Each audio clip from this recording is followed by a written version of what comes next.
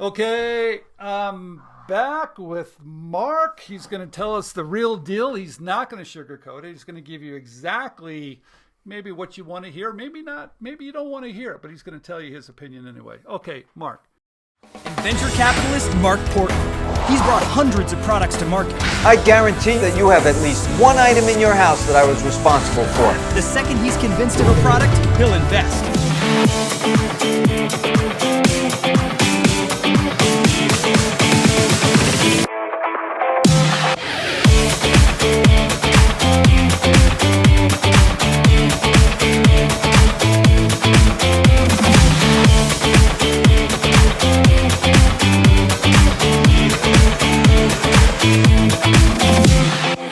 Industry that we're in, inventing, innovation, new products, there's a bunch of good guys. Are there any bad guys out there?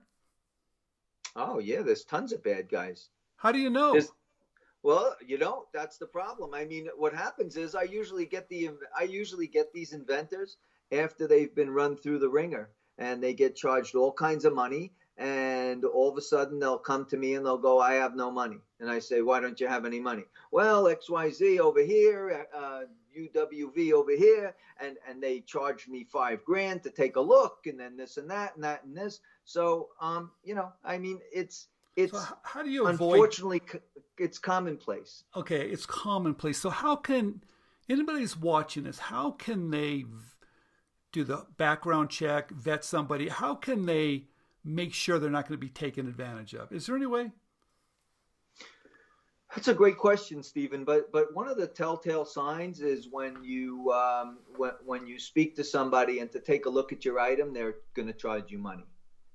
That's a telltale sign for me. Okay. And you have a guest on. He's becoming a big deal on inventRightTV. He's been through the ringer, and I hope the next time he's on that you ask him about this stuff, because he's been through the real ringer. He's a perfect example of what I'm talking about. But when you want to have a general business discussion and somebody wants to charge you money, then that's not great. Not a consulting agreement, because I will consult also, but it's not a consulting agreement. It's you want to have a general discussion, okay, and you have to pay up front, or you want to make whatever, and you pay up front. That's usually, for me, that's the lowest hanging fruit, that somebody's not on the up and up, that you already gave up the Powerball. If somebody's willing to eat what they kill, or somebody's willing to do first.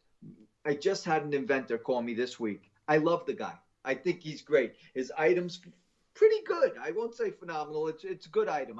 I was on the phone with him. I swear to God, no bullshit, Stephen. 3 times, I'll bring him on. 3 times for an hour a time, absolutely free. I've asked the guy for no money. Now we're trying to come up with a scenario where we're going to do some business together, and we're going to try to make it work. But he already received, I can't even tell you how much value.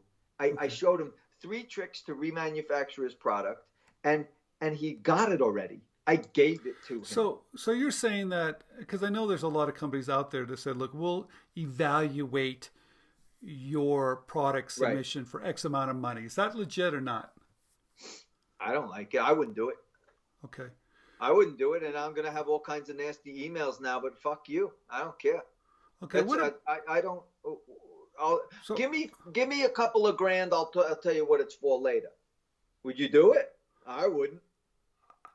I don't know, but it seems like there's a lot of places where people want to do an evaluation, and some of it seems to be legit. I mean, it takes a little bit of time to evaluate it. I think maybe they get a document. Okay, great. I don't know. For me personally, to me, the only opinion that really matters is maybe the guys that are in the business, or maybe the companies you're going to submit to, or maybe the retailers you're talking to. I mean, real business. You want evaluation, Stephen? Tell them to send it to marcportney.com, and I'll evaluate their goddamn item, okay? And that's the end of the story, and that's for nothing, okay? So send it in, and if you have any questions, I'll give you some real feedback, but just take it take it reasonably. Okay, now let's talk about.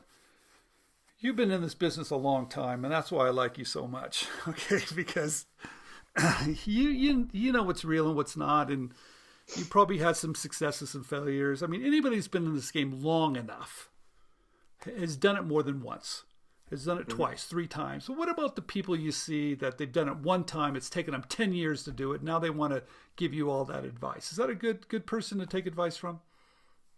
I guess it's better than somebody that's never done it. I mean, it's it's better than somebody who's never done it. That's really what I have to say. They did it once, okay. Maybe it was lightning in the bottle and they right place, right time, but maybe it wasn't. Maybe they know something or two.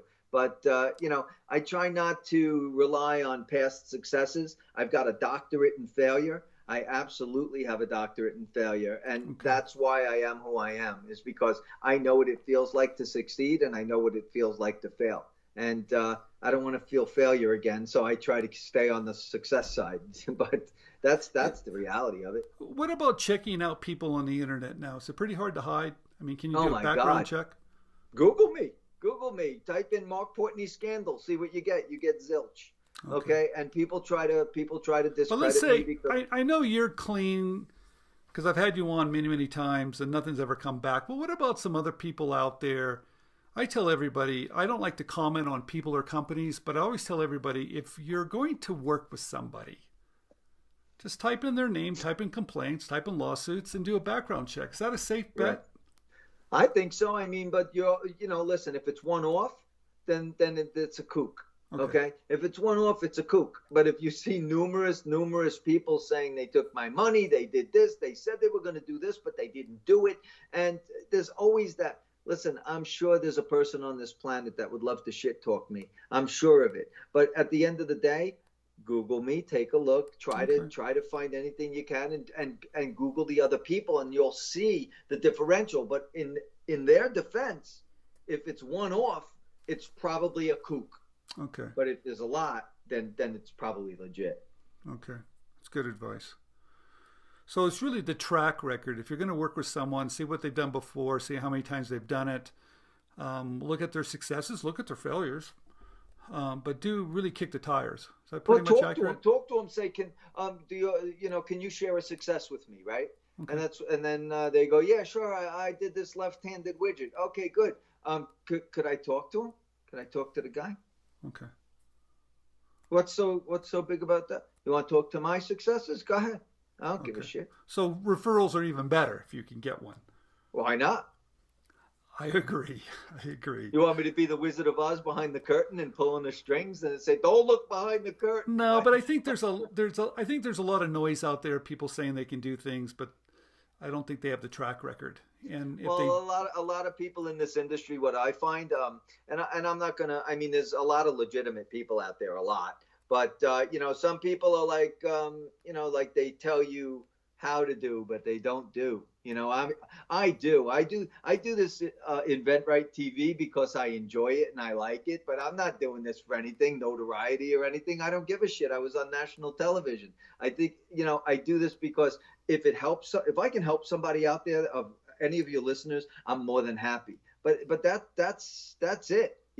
I do this every day. I am in China every day, talking to them and manufacturing and turning it into businesses and monetizing and converting. And that's what I do. So I'm not interested in teaching. I'm interested in doing. What I really like about that, I tell everybody, you got to find people that actually walk the walk, actually are doing things. And, some of my stuff is old. I've been talking about it for years, but some of it now, I'm back in the game with a new product called Fishbone Packaging that keeps me back at the table again.